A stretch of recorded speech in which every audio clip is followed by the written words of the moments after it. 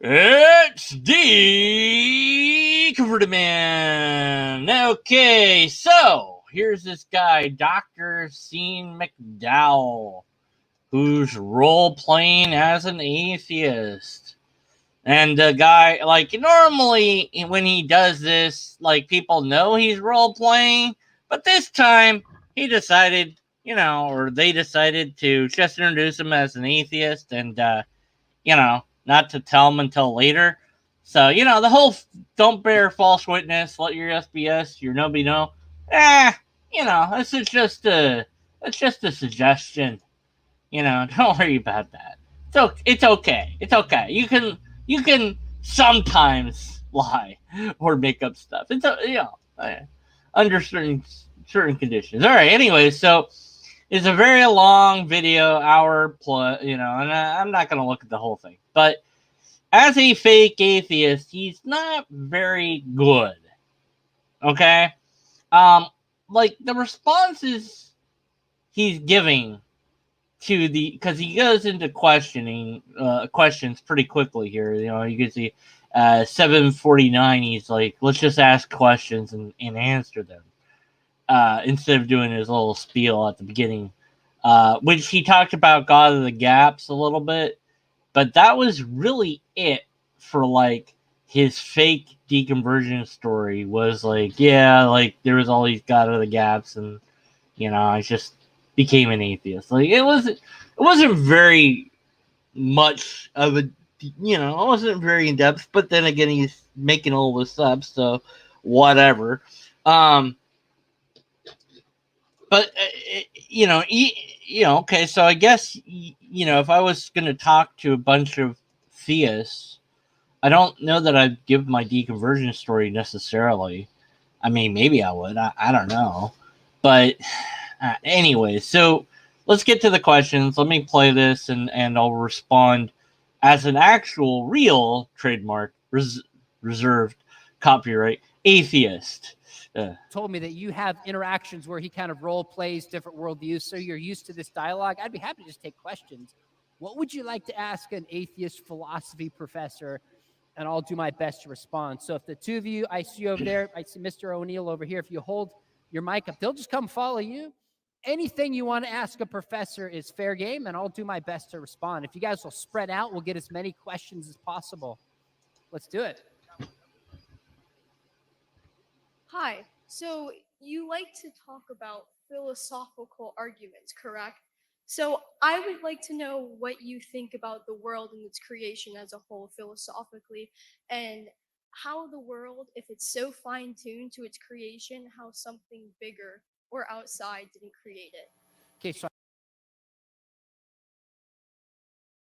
all right. So the question is, basically about fine-tuning, but there's a lot of loaded assumptions in that question, which I would object to.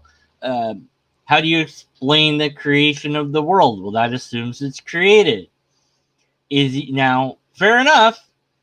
Listen to his answer. He's actually decent on that bit. So give him credit where credit's due. So I heard the first part. What do I think about the origin of creation? Repeat the second part for me again, very quickly.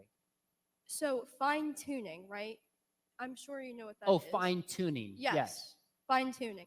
So if the world was so specifically made, and we assume that a greater force out there had created it, what is your philosophical argument against that? Okay, so let me jump in. So one is the question of, say, the origin of the universe, creation. Now, I don't think the universe was created. I don't believe in creation because that word implies a creator and a mind. That's the very thing I'm not convinced that actually exists. So I actually think the data shows that while our universe had a beginning, when you look at string theory, you'll find what's called the multiverse.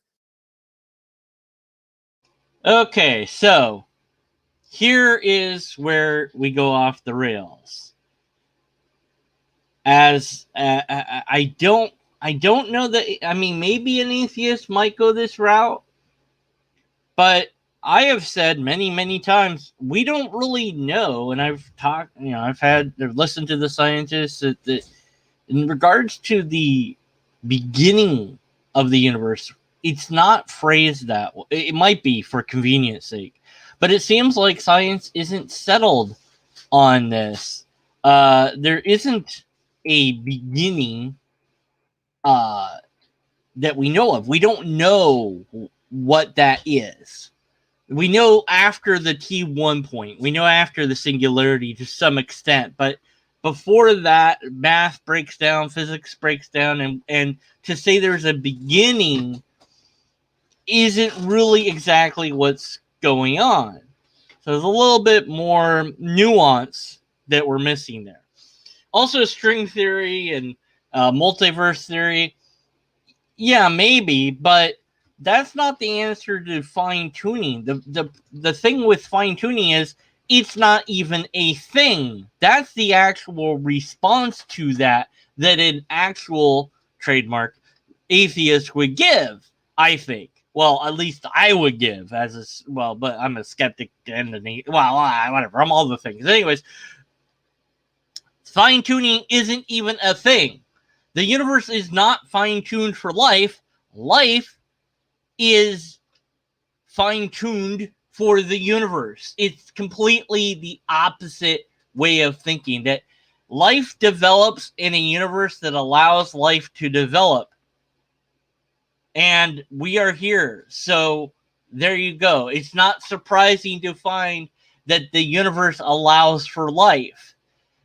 But what they're doing is they're reversing that and says, well, but the universe was made for life. No, it wasn't made for anything, first of all, that we know of. Secondly, the tuning, the so-called tuning, isn't tuning. It's not that. It's the scientific way of looking at the parameters involved are mathematical variants of the weak nuclear force and the strong nuclear force and gravity and all these different constants that are there, and saying, here's what those are. And if they were different, well, then things would be different. And we don't know what that would be like. But the theist says, oh, if it was different, there'd be no life at all possible. No, we don't know that. Oh, if it was different, life as we know it wouldn't be possible. We don't even really know that. So we don't know what other variations would be. But what we do know is that these constants are there. Okay. And so life arises in a universe that allows it to arise. But they got it backwards. It's like, well, but the universe was made for us in mind. No, we were made. We weren't made, but life came into existence because the universe permits it to. So the right conditions are here, and the right things fall into place, and life develops.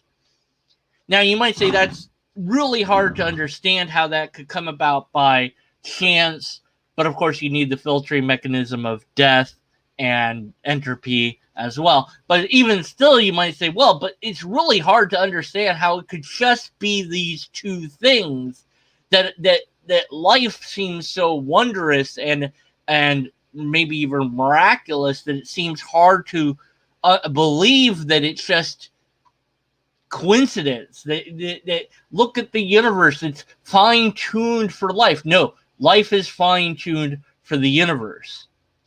And so that's the way to object to this question, or to respond to this question, is to challenge the assertions of the question. Show me that it's really fine-tuned. Show me that it could. Does that mean the universe couldn't be a different way and life wouldn't? Would life be here or not? What would a universe without life look like? So if you were to go to a universe that didn't permit life, yet you exist in that universe somehow, and maybe you have a spacesuit on, whatever, I don't know.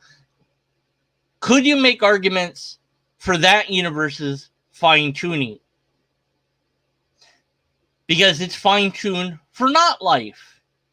So what arguments would you make for that universe's being in that case, you know, can you make the same sort of arguments for a different type of universe that you could for theism? Or does it only work that, well, we have fine tuning, therefore that's amazing, therefore you can't explain that except for a creator? Well, then, but then how do you explain the creator? You just then assert that the creator doesn't need the same sort of things that the creation needs, and that seems like a lot of special pleading. So there you go. You challenge the assertion of fine tuning itself, which he doesn't do. And if you're following the, you know, the shows like WandaVision and other, and The Flash, like they toy in the multiverse in science fiction, but there's actually good reason to believe. Sorry if I ruined it for some of you. Too bad. You had time.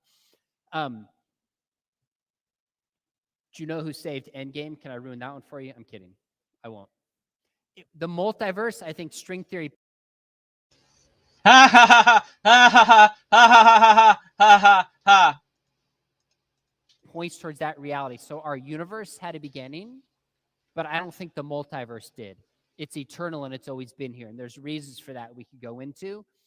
Fine tuning, if this were the only universe that existed, then I think we would be surprised that it happens to be so seemingly exquisitely fine tuned to allow life.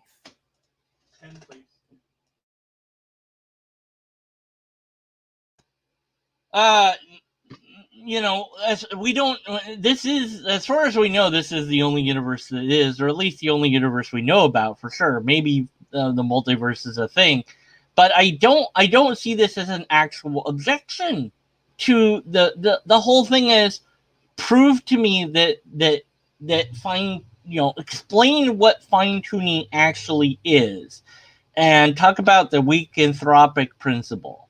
You know, do that. Actually challenge the assertions made by the question, because the questions contain premises, and this question was loaded with premises. And he doesn't actually tackle them. He does a very weak, very easy straw man ish atheist. Well, there's the multiverse, but I haven't really heard that many atheists use the multiverse in this way. So I don't think that this is a good version of an atheist that he's portraying here. I think it is very much it is a straw man construct, but, you know, it's like, come on, you know, we can do better than this. Here's an idea. Why don't they send a real atheist to talk to these kids and then have him there to, like, also talk? And you know, they could have had a debate and discussion. Screw it.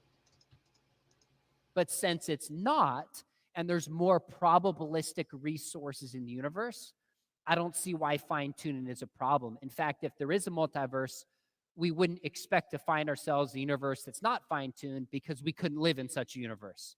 We'd expect to find ourselves in the very kind of universe that we do find ourselves in. You don't need a multiverse for that to be. You can only, you know, life can only find itself in a universe where life is permitted. Now, if there's a deity that can make up any rules it wants, then why wouldn't we be in a universe that didn't permit life? That would be much more interesting.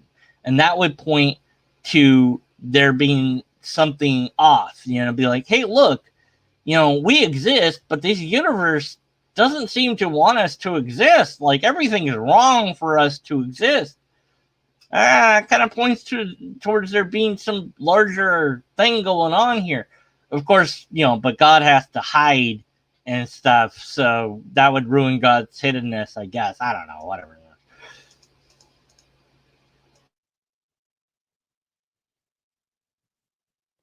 Oh, she can go again. I have no power here. I didn't mute you. Yeah, no, I was just gonna have a follow-up question. So you pick specifically on the word choice of creator or creating. So whether or not we see that as God or something else, I just don't understand where you're coming from, in the sense that thinking that this world isn't created, whether that be this universe or the multiverse as a whole. Well, I don't. Yeah, no, well, creation implies creator. It really does. So, saying that the universe was created by the expansion of space time, I guess I mean, it just doesn't. It doesn't seem like it fits. It doesn't sound scientific. It came about or something like, I don't know. I mean, I suppose I'm being nitpicky with the words. But yeah, I would object to creation because that does imply or tends to imply a creator. You know, it's like, you know, did you create your kid? Is that something you would say? Maybe, but I mean, it's like, you know, did nature create the rock? I mean, it's kind of, I don't know, it's clunky. Let's see what he has to say, though. I don't think the universe had a beginning. The multiverse, that's really what I mean by the universe. I don't think it had a beginning. Hence, it doesn't need any cause outside of the universe. Now, if you say that the universe needs a creator, then why wouldn't the creator need a creator? Why could the creator just exist, but the universe can't? That would be my question. So if you're going to be consistent, either they both need some kind of cause or they both just exist. You believe God just exists. I believe the universe just exists. So minimally, we're at an impasse. That's actually a decent point. You know, yeah, he's actually doing, like I said, you know, I have some complaints here, but he's doing decently. It's just not as good as I'd want it. You know, I mean, yeah. Well, Carl Sagan, you know, famously put this, you know, save a step. If you think that the creator can be eternal, then save a step and just think that the universe could be that way. Question. Anybody else?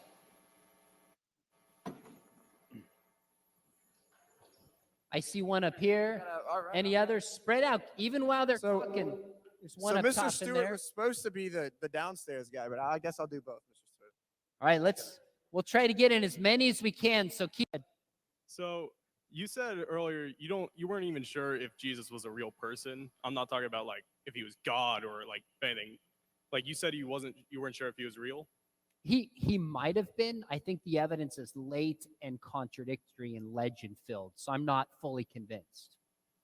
So the legend filled, would that be like the Roman who believed in the like his gods and everything else would be blasphemy and he'd hate everything? Even him saying that he was a real person is based on legend. That's what I just wanted. Wait, Jesus saying he's a real person would be legend? No, so the Roman saying Jesus existed and Jesus was a person.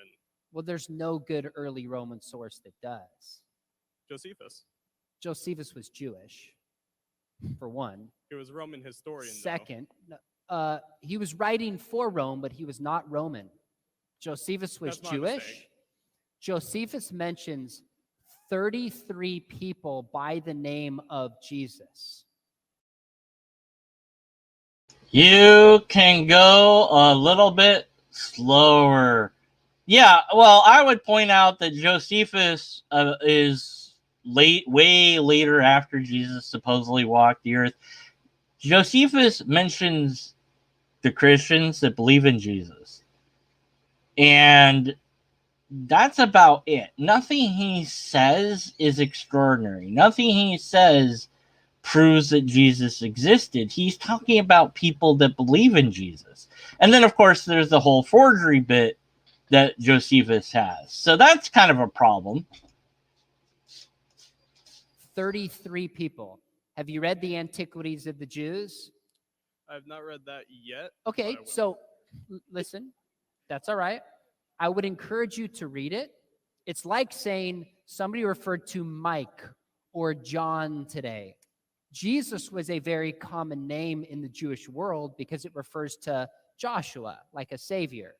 So yeah, he refers to a bunch of people by the name of Jesus, but that's hardly reference to the historical biblical Jesus. Second reason I don't trust Josephus is in Antiquities of the Jews, chapter 18. Josephus allegedly refers to Jesus as risen on the third day, crucified, performing miracles, and being the Messiah. Would any Jew believe that?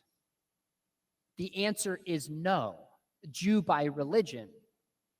Josephus is not quoted for the first 8 centuries of the church. It's not really the 10th century that any church historian quotes Josephus, because the passage that allegedly refers to Jesus was tweaked and interpolated and not actually written by Josephus. Yeah, there you go. Pretty decent. Now he gives a follow-up video to this whole thing, and he proceeds to try to undo what he did here. And basically he's like, yeah, well, sure, there's a forgery in Josephus, but it doesn't really matter. Like, he just kind of brushes it off later. It's weird. Anyways, let's see. So I have a question about the universe. So you said that the universe wasn't created, but how do you know that it wasn't created if we know that it is constantly dying? Like, we know that universe is expanding, right? So, and energy is dispelling every second. Like, how do you know that it is? Sorry, the microphone is so weird. It's fine, sorry. How do you know that it is endless if the universe is constantly dying? It's an interesting question, a little bit weirdly worded. So, how do you know the universe is created or not created since it's constantly dying? Yeah, it's constantly dying. How does that point to anything either way? I mean, whether it's created or not created, the fact that it's dying doesn't matter. Is he maybe getting confused with the whole the universe being eternal thing or whatever? Like, is that what he's confused about or something? Because I don't know. This question's a little bit muddled there. But yeah, like, whether the universe, actually, I would say, okay, yes, the universe is running out. Why would a creator make it like that? That doesn't seem like a very good design to me. That's what I would say. But let's see what he says. I'm going to suspect that he's going to try to clarify the question and talk about, well, what do you mean the universe is eternal or whatever? Let's see. Okay, let me jump in for a second. Because the echo makes it kind of hard to hear, state your question distinctly and clearly. And the first one was, if the universe is expanding, wouldn't it have had a beginning? Well, there's two things that can be said to this. Number one is there's good reason to believe we have an expanding and a contracting universe, kind of like a xylophone. Well, okay, now see, this is getting into different models of cosmology. But without references, this falls flat on its face. An argument stands or fails on its merits. But here you have to have citations because you're referring to actual scientific discourse that's going on. So a prepared atheist should have those ready, if they're going to, be talking about cosmology. I'm not a prepared atheist, so I don't have those for you. I can find them, and then put them in the description, but it's okay when I don't do it. Anyway, yeah. And how would we believe this? Because as we look out further into the universe, we see red-shifted stars, which tell us on the longer wave we'll have some blue-shifted stars, which tells us that there's also contraction. So yeah, the universe is expanding, but I think it's also contracting as well. But if it's expanding, shouldn't it be from the one point? Like from a single point? It should expand from somewhere. Why did the universe have to come from something? Then you have to ask that question for God. Where did God come from? Wow, that's not what the guy asked at all. So he didn't. See, this is another problem I have. You didn't really even answer the guy's actual question. Like, what was he asking about? Seems like he was asking about entropy. It sounded like he was to me. It sounded like the guy was asking about entropy and like, well, how is it that we have this dying universe? Like, how do you say it's not created? Like, or like, I would ask him, okay, I don't really understand your question. What are you trying to ask? Because if you're asking about entropy, it doesn't, why would God, but just to go back to that other point, that doesn't seem like a fair way to respond to this guy's question. And I'm a skeptic. I'd be nailing these guys, but you gotta have some charity in your answering of questions. And I guess since he's role playing as an atheist, he doesn't feel like atheists are charitable. And I don't know. Well, it should come from somewhere. Like, we can't deny that the universe was created and then it started expanding from one point. To deny something, you have to have the facts. So there is no fact that shows that the universe is created. There's that word again, right? But that it started from one point, yeah, sure. It seems that that's the case, or at least as far as we understand it, or I understand it. Yeah, it's coming from a point, but that doesn't tell us much more about how it works. I'm not sure I'm fully tracking, maybe because of the sound, but we have reason to believe the universe is expanding and contracting. If there was a beginning to this, you're still only dealing with our universe, not the multiverse. So it doesn't get us all the way to an explanation that would require God. That's my question.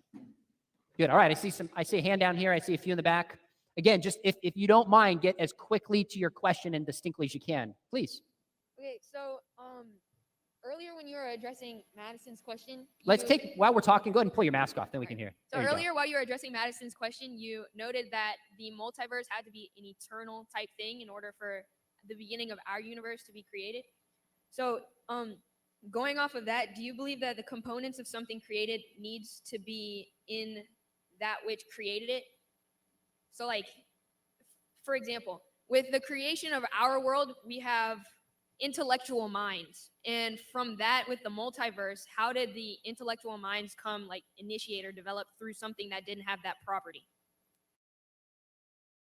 Whew, wow. A lot to unpack in that question. I'm sure he's not going to really address the actual question and address a version of the question. Okay, so it seems like he's asking about the parts and the whole. So there is a fallacy that covers this. The whole of the thing is not, the component parts are not necessarily the whole. And I'm trying to think. I can't remember the name of the fallacy right now. I'll think of it later. But yeah, the bits of the thing don't necessarily, or the whole of the thing. What is it? Composition fallacy. Let me see, because yeah, that's what I was trying to think of. Okay, so fallacy of composition is a formal fallacy that arises when one infers that something is true of the whole from the fact that it's true of some part of the whole. Well, it seems like that might be a little bit what she's kind of going on here, maybe, but I don't think it's that. I think it's more like she asked, what do you think that the pieces of the universe have to be from that universe? And then she said something about, like, her question is very muddled. But then about minds, where do minds come from, or something like that. Let me just go ahead and rewind a bit and re-listen to her question, which is something he couldn't do live, but I'm not live, so I can do that. So like, wait, I am live. With the creation of our world, we have intellectual minds, and in going off of that, the beginning of our universe to be created? So going off of that, do you believe that the components of something created needs to be in that which created it? So do you believe that the components of that which are in the created need to be something that are in it?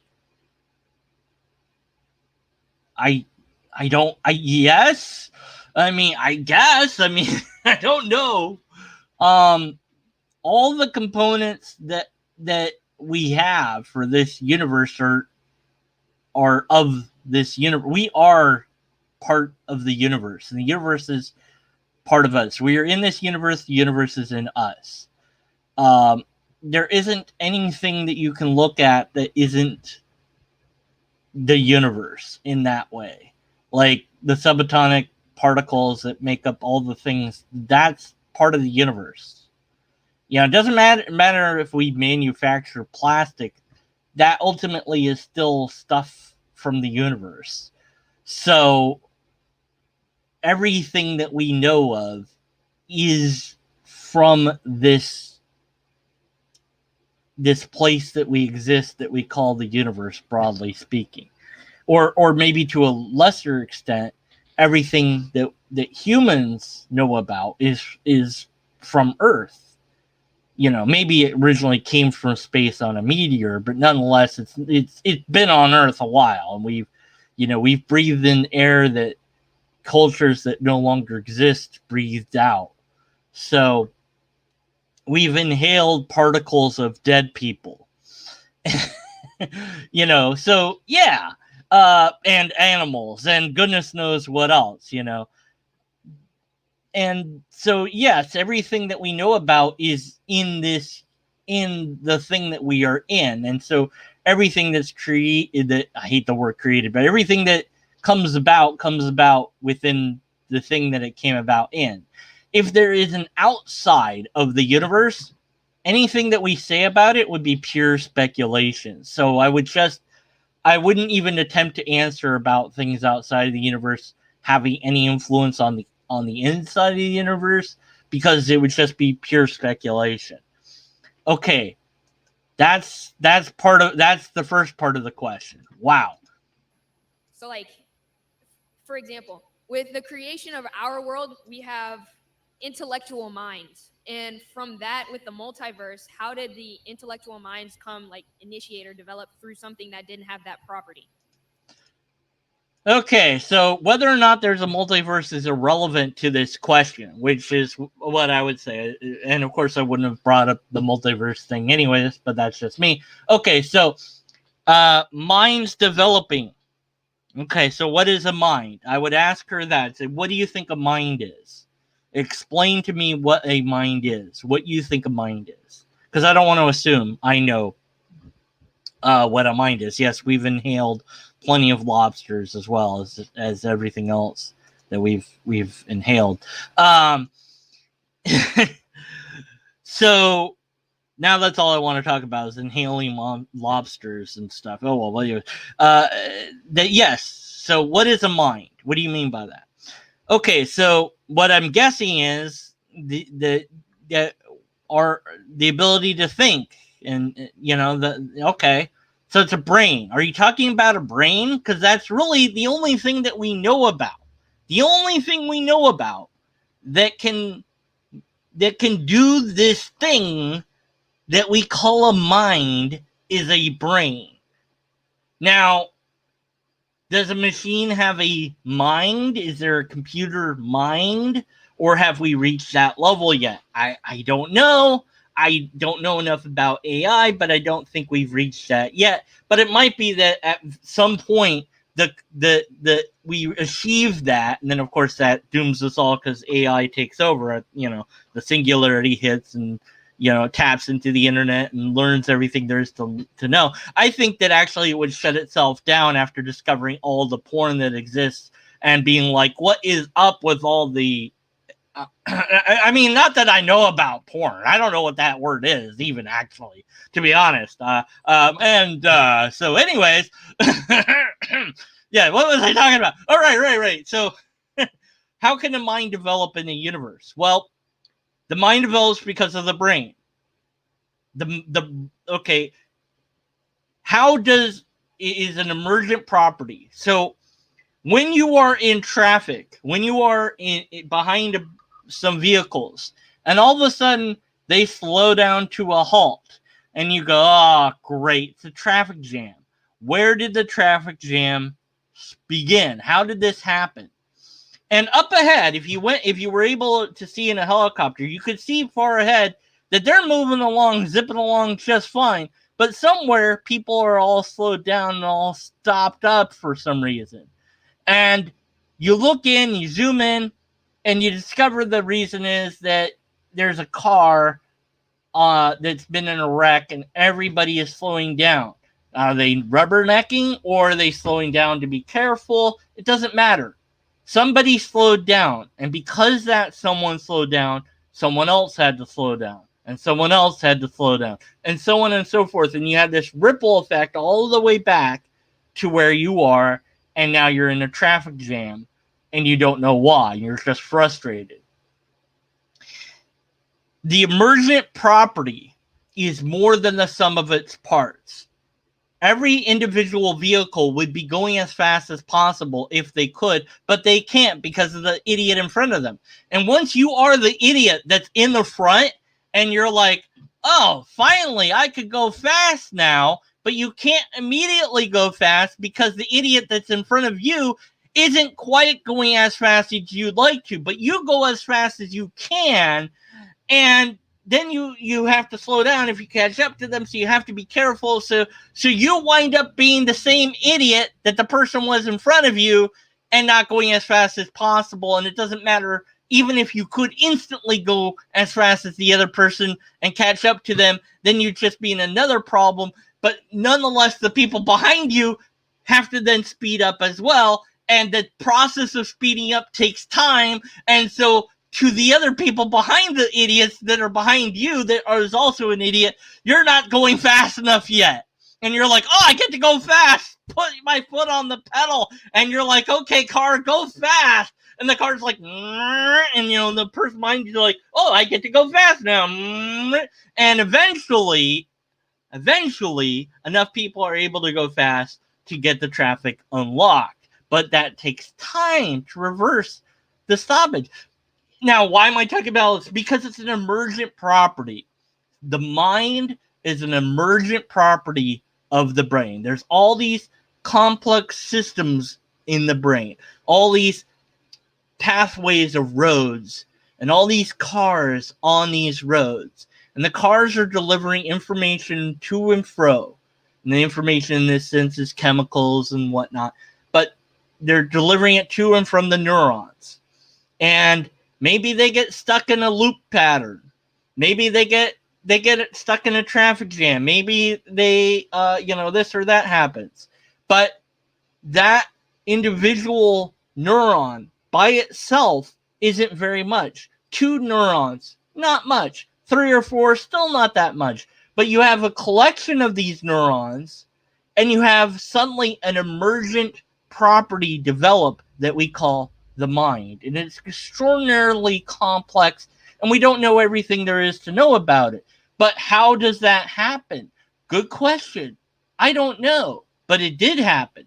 So what you're doing in essence is saying, I don't understand how this could happen, therefore it couldn't happen unless X is true. I don't see how the mind could develop on its own unless there was already a mind that already was in existence to develop a mind.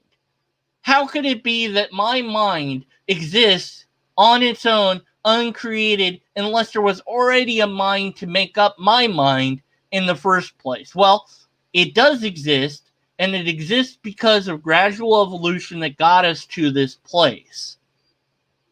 And why did that take place? Because it did. It was able to happen. So, yes, we are our minds are the result of our brains, and our brains are the result of evolution that goes back, however far back we go as Homo sapiens.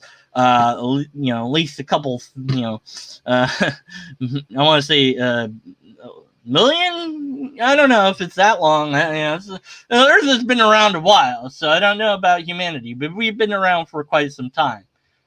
All right. Having said all that, let's see what he strawmans her with. Okay, so if I understand, you're asking the question of consciousness. How did a universe that seemingly at the beginning was physical do things like minds emerge through that process? Yes. Did I capture your question? Yes. Okay, good. So yes, the universe is physical. Wait, don't leave yet because you might want to follow up. But there's certain capacities for what are called emergent properties. Hey, he said at the it. right level of complexity and diversity to emerge. So take, for example, hydrogen and oxygen. They're two physical molecules or elements. You put them together and you have water. Now, a new property emerges called wetness. It doesn't exist just in hydrogen, doesn't exist just in oxygen, but somehow in these two... Whoa, whoa, whoa, whoa, whoa, whoa, whoa, whoa, whoa. Wetness isn't a property. Wetness isn't anything. Wetness isn't a property. You know, what emerges is water. That's what emerges. Oh, come on. Wetness isn't a property. Come on. Come on. Oh, jeez. No. Wetness, no. Oh. Physical properties emerge. These two elements emerge. You have this new property develop out of it. I think the same is true when it comes to the emergence of consciousness, that at a certain level of complexity, this new element, it's an epiphenomenon of consciousness, emerges like wetness. And what's interesting is you look throughout the evolutionary history of our world, and you can see simpler organisms aren't really conscious, but there's a basic awareness of pain. And then you have consciousness, and then you have self-consciousness. You have this increasing complexity go on as the evolutionary story unfolds. Wow. Hey, he actually answered it decently. Yeah, I'm out of stuff to complain about. Maybe I should have listened to this video before I decided to start doing this. Nah. Okay, obviously, I could go on. Okay, I look at the time that I've been doing this is almost 50 minutes here, and the whole video is an hour. So if I keep going, I'll be going an hour plus. Here's what I think I will do is I'll listen to it and make it, if it requires further talking, I'll do a thing on it more. But I think that I want to say this after listening. You know, some of the things he gets right and pretty spot on, and some of the things not so much. And I find it interesting that this is something he's chosen to do. And yeah, I'm, kind of giving him a hard time. Let your yes be yes or no be no, because that's, in the Bible, you're supposed to tell the truth. But it's okay to role play, I think. I think it is okay to put on a play. I think it's more telling, though, to pretend to be what you already are. And I'll explain this as best as I can.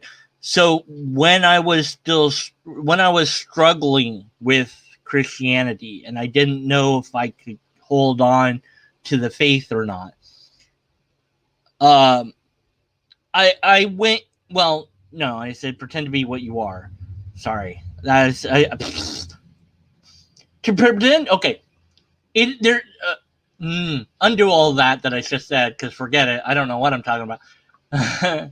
There is something about pretending to be an outsider, okay, that can let you learn stuff. Okay, so when I was a Christian, I went into a Christian chat room that was voice and also text, and I pretended to be an outsider. I pretended to be somebody that had just learned about Christianity. I was a Hindu guy. Oh, hello, everybody. I do not understand anything about this Christian. What is Christ? I don't understand. And I did this little thing. And I guess it was passable because nobody, said anything. They believed it.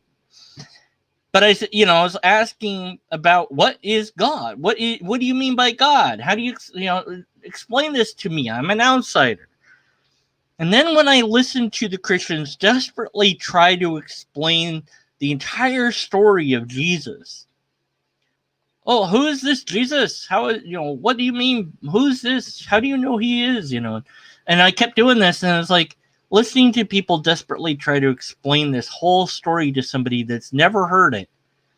It was like hearing it for the first time, because I was like, this story doesn't make any sense unless you grew up, unless you've heard it already. And even, if I'm an outsider and I'm coming into this, you have all this stuff to explain. You have to explain what you think God is. You have to explain the Bible. You have to explain how Jesus is the Son of God and how that he can die and come back and all this. And none of it makes sense to an outsider.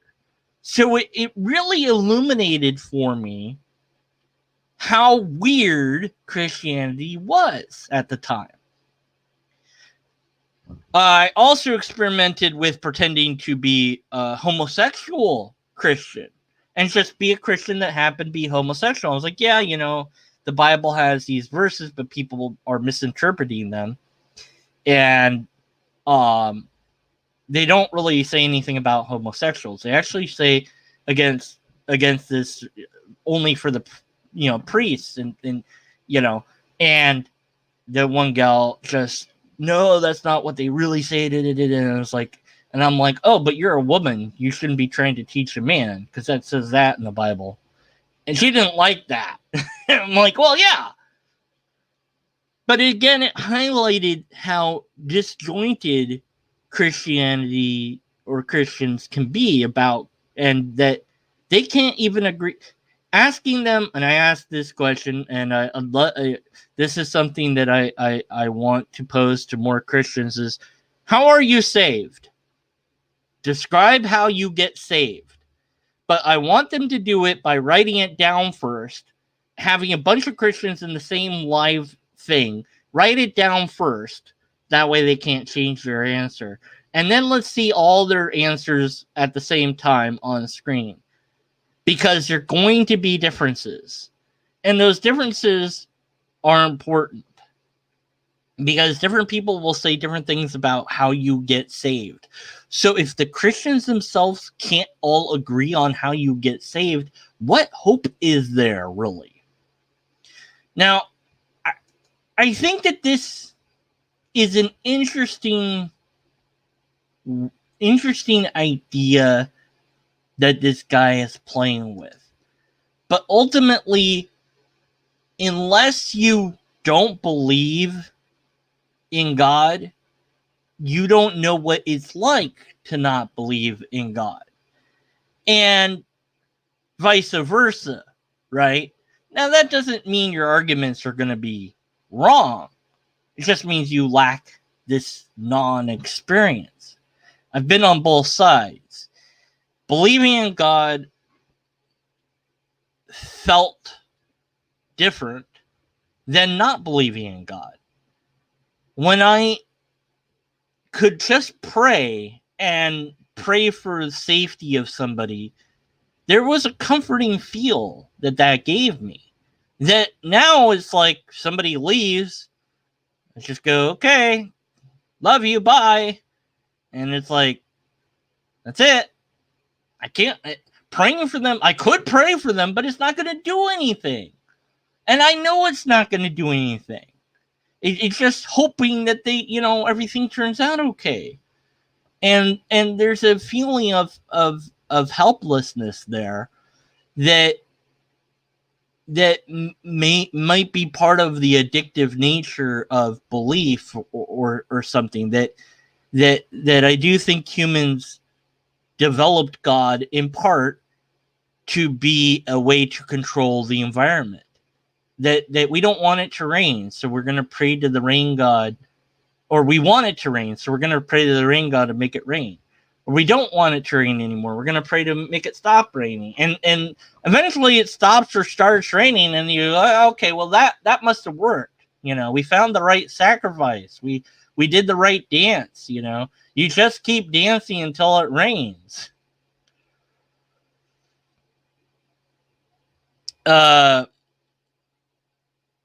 Yeah, I think okay, so let's go to the things here. I don't think he's strawmanning. I think he shows how he thinks atheists think. Yeah, I think that's fair. I don't think he's deliberately trying to strawman the atheist per se. I know I probably said that earlier, like, oh, he's kind of strawmanning. Yeah, I mean, this might be a fair presentation. I you know, but it you know, I think he's genuinely trying to be a convincing atheist. Yeah, you know. I think if he understood where he's making mistakes in his arguments, he would know how much BS his apologetics are. Well, his Ph.D., I just looked it up now, and that's why I put quotes around his doctorate, because his Ph.D. is in Southern Baptist Theological Seminary. So his degree is in theology. Whoopee-doo.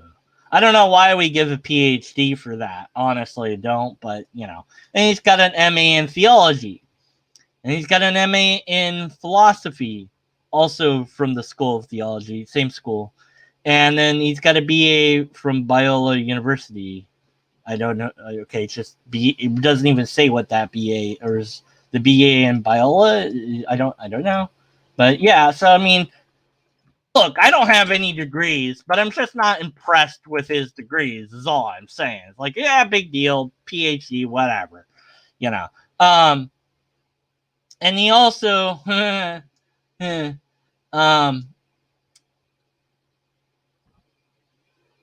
get a master's degree in apologetics at Talbot. So you can actually get a master's degree in apologetics. And you can get $100 off the apologetics certificate program. Oh man, you know, how much is it? I'm kind of curious. How much is it? How much is it? Come on, tell me how much. Purchase courses now. How much is it? I can't wait. How much? Oh my God, $350 for the whole thing. Well, I'm tempted. I could have a degree in apologetics. I wonder if I could have a PhD if I tried hard enough. That'd be great. I don't have that sort of money to waste, but I'll tell you what, I do actually still have a PayPal around somewhere, I think. Somebody wants to pay me to do this, I'll do it. All right. But in his response video to this, so he follows up, and I just want to show a little. Now I want to play the video for you, but I do want to show you the description, just so that we kind of know where he's coming from here, and you can decide whether or not, you know, what you think of that. So in this video, I answer 7 questions that I received while role-playing as an atheist at a Christian high school. This video includes my real thoughts on the existence of Jesus, the multiverse, philosophy, prophecy, and more. It's from the recent video, Christian role-plays an atheist to a group of Christians. You could have linked to that. Books mentioned, evidence that demands a verdict. The return of the God hypothesis, and is God just a human invention? Well, I know that first book, and that first book is utter crap. And, you know, and then, you know, all these other things. So at least he has citations for stuff. Hallelujah! Somebody has done citations. You know, I know of a pastor that's doing this course that I've been looking at that could learn how to do citations. I'll be returning to that soon. I have another video that I still need to work on. It only had 1 view, I think. But I'm going to do the video anyways, because the person got everything that there is to get wrong about everything, and I want to talk about it. So,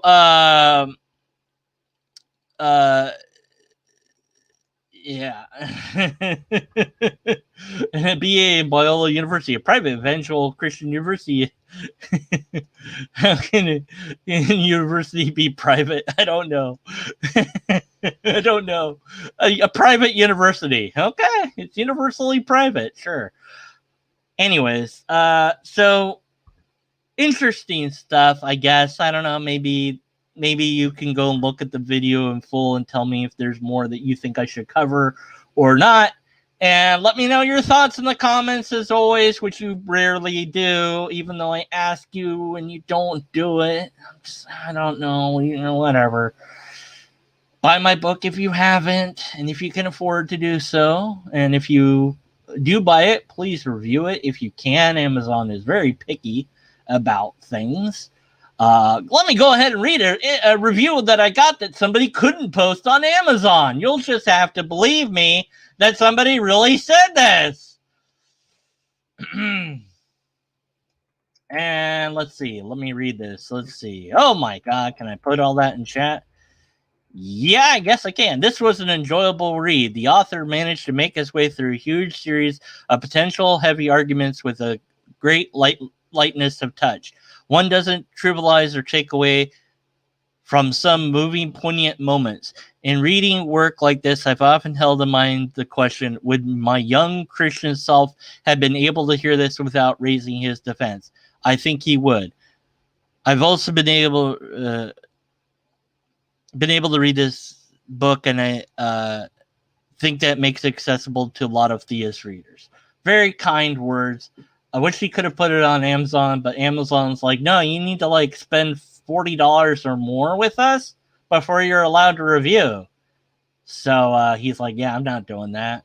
Somebody else can put my review up, I guess. So then I just read it. Now we're here at the end of this video. Thanks for listening.